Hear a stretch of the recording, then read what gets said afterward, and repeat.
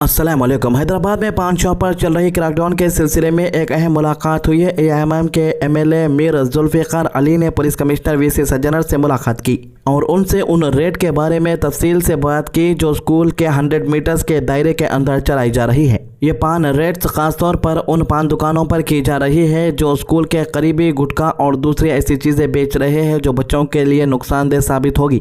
Red के दौरान police ने कई दुकानों से गुटखा और मुख्तलिफ आइटम जब्त किए हैं। इस एक्शन के बाद कई दुकानदारों ने अपनी परेशानी जाहिर की और कहा कि उनका लाखों रुपये का नुकसान हुआ है। एमएलए मीर जुल्फिकार अली ने दुकानदारों की तरफ से उनका मसला उठाया और फिर पुलिस कमिश्नर से दरख्वास्त की कि इस मामले को समझदारी से हैंडल किया जाए क्योंकि छोटे दुकानदार अपनी रोजी रोटी के लिए इन दुकानों पर डिपेंड करते हैं।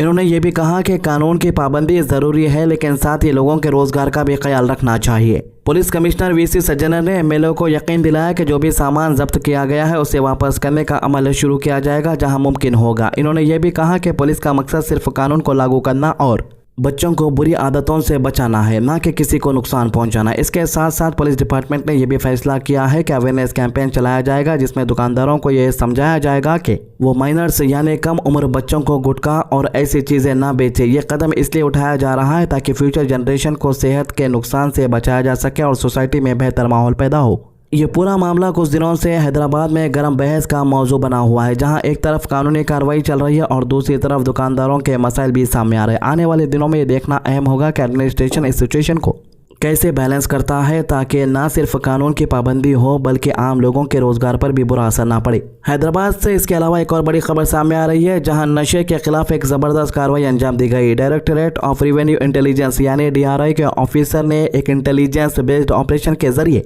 सिकंदराबाद रेलवे स्टेशन से 2 औरतों को गिरफ्तार किया है जिनके पास से भारी मिकदार में खतरनाक नशीला सामान बरामद हुआ है। ये पूरा मामला 27 अप्रैल 2026 का है जब DRI के पास खास जानकारी मिली कि कुछ लोग रेलवे के जरिए नशा स्मगल करने की कोशिश कर रहे। इसी इन्फॉर्मेशन के बेसिस पर ऑफिसर्स ने तुरंत एक्शन लिया और सिकंदराबाद रेलवे स्टेशन पर नजर रखनी शुरू की। जैसे ही 2 फीमेल पैसेंजर स्टेशन पर ट्रेन से उतरी उन्हें रोका गया और उनके सामान की गहरी तलाशी ली गई। तलाशी के दौरान जो बात सामने आई वो हैरान कर देने वाली थी। इन दोनों औरतों के ट्रॉली बैग के अंदर बेडशीट्स के फोल्ड्स के बीच में बहुत ही चालाक तरीके से नशीली छुपाई गई थी दवाइयाँ। ये ड्रग्स पहले ब्लैक पॉलीथीन में रैप की गई थी, फिर डिजाइनर पेपर से कवर की गई थी ताकि किसी को शक न हो। ये पूरा तरीका इतना प्रोफेशनल था कि पहली नज़र में किसी को अंदाजा भी नहीं होता। जब ऑफिसर्स ने बैग को चेक किया तो उन्हें 10 ट्रांसपेरेंट प्लास्टिक पैकेट्स मिले जिनमें सफ़ेद क्रिस्टलाइन सब्सटेंस था। फील्ड ड्रग डिटेक्शन टेस्ट के जरिए तुरंत टेस्ट किया गया और ये कन्फर्म हो गया कि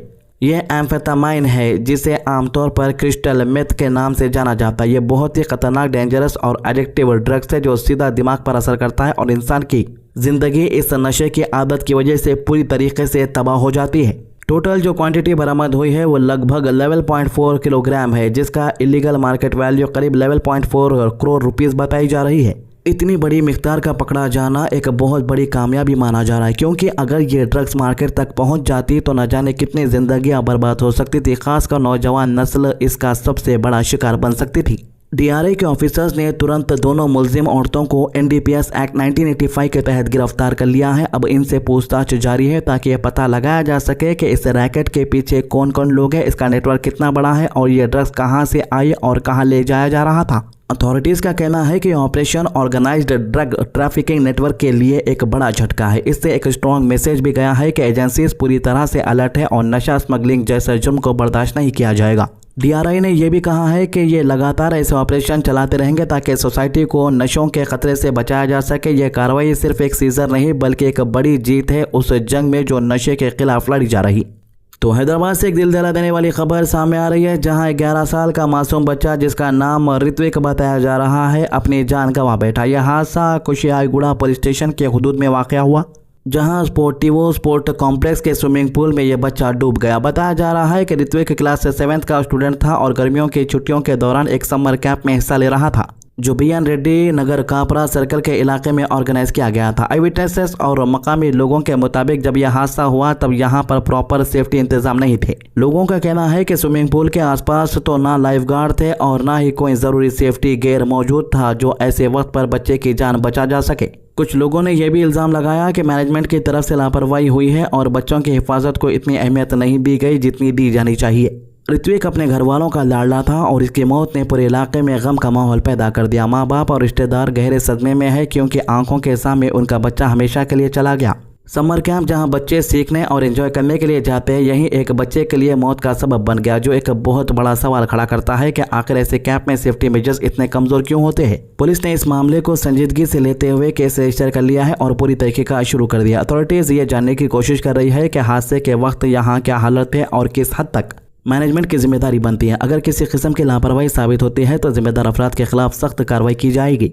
ये वाकया सिर्फ एक फैमिली का नुकसान नहीं बल्कि पूरे माशरे के लिए एक तनबीह है कि जब भी बच्चों के लिए किसी एक्टिविटी या कैंप का इंतजाम किया जाए तो उनकी हिफाजत को सबसे ज़्यादा अहमियत दी जाए, वरना छोटी सी लापरवाही किसी की ज़िंदगी का सबसे बड़ा नुकसान बन सकती है।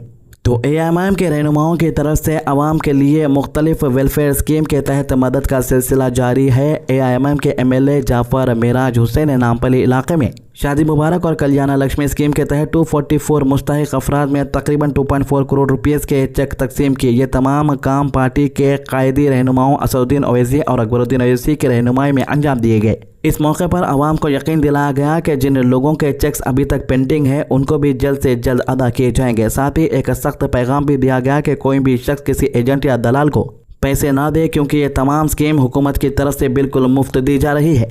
इसी तरह नामपल्ली के MLA माजिद हुसैन ने भी अपने हलके में एक बड़ी तकसीम का इंतजाम किया, जहां 317 लोगों में शादी मुबारक और कल्याणा लक्ष्मी स्कीम के चेक तकसीम किए गए, जिनकी कुल कीमत तकरीबन 3.17 करोड़ रुपीस बताई जा रही है। इन्होंने कहा कि यह मसला काफ़ी अरसे से पेंडिंग था और इसको असेंबली में उठाया गया था, जिसके बाद फंड सैंक्शन हुए और अब आवाम तक ये मदद पहुंचाई जा रही है। इन्होंने ये भी बताया कि आसिफ नगर, मुरादनगर और मेहदीपट्टनम इलाकों में भी जल्दी मजीद चेक तकसीम किए जाएंगे ताकि ज़्यादा से ज़्यादा लोगों को फ़ायदा हो। इसके अलावा माजिद हुसैन ने अपना वादे को पूरा किया, एक और आंगनवाड़ी टीचर्स में सिलाई मशीन भी तकसीम की। इन्होंने कहा कि जो मसाइल आवाम ने मीटिंग के दौरान उठाए थे उनको ऑफिशियल्स के सामने रखा गया था और उन पर काम भी हो रहा है। इन्होंने यकीन दिलाया है कि आने वाले वक्त में और भी मदद और स्कीम्स के जरिए लोगों की ज़िंदगी बेहतर बनाने की कोशिश की जाएगी। साथ ही इन्होंने आवाम से अपील की है कि गरीब और ज़रूरतमंद लोगों तक इन स्कीम्स की मालूमात पहुंचाई जाए ताकि हर मुस्तहिक शख्स इसका फ़ायदा उठा सके और किसी भी तरह के गलत फहमी या धोखे से बच सके।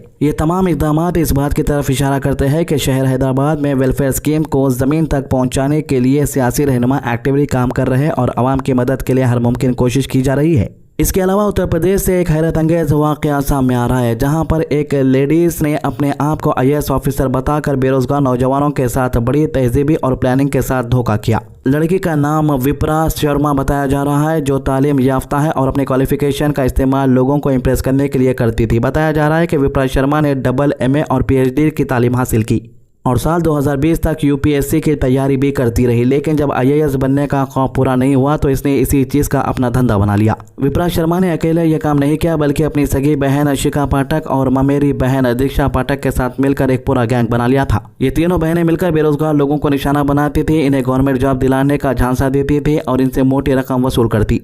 विप्रा शर्मा खुद को कभी IAS ऑफिसर तो कभी PCS ऑफिसर्स के रूप में पेश करती, जिससे लोगों को इस पर यकीन हो जाता था। सबसे हैरानी की बात यह है कि विप्रा शर्मा अपनी इमेज को और ज़्यादा स्ट्रॉन्ग बनाने के लिए उत्तर प्रदेश सरकार के नाम यूज़ करती थी। एक XUV गाड़ी में घूमती थी जिस पर ADM FR लिखा होता था, ताकि लोगों को लगे कि ये वाकई एक हाई लेवल ऑफिसर है। इसके अलावा ये लोग पोस्ट ऑफिस के जरिए लेटर भेजकर लोगों को कन्विंस करते थे, जिससे सब कुछ बिल्कुल ऐसा लगता था। यहाँ तक कि जब किसी को फेक जॉब दी जाती थी तो ज्वाइनिंग के बाद 2 महीने तक की सैलरी भी दी जाती थी ताकि उसको ये पता लग ना सके कि वो फेक जॉब कर रहा है। जब कुछ लोगों को जॉब नहीं मिली तो उन्हें शक हुआ इनकी बातों से और इन्होंने फौरन पुलिस में कंप्लेंट दर्ज करवा दी। पुलिस एक्शन लेते हुए इन्हें गिरफ्तार कर लिया है और सलाखों के पीछे भेज दिया गया है। तो ये 3 मामलों के अभी तक के अपडेट। हमारे चैनल को सब्सक्राइब कीजिए, वीडियोज़ को ज़्यादा से ज़्यादा लोगों तक शेयर कीजिए। अल्लाह हाफिज़।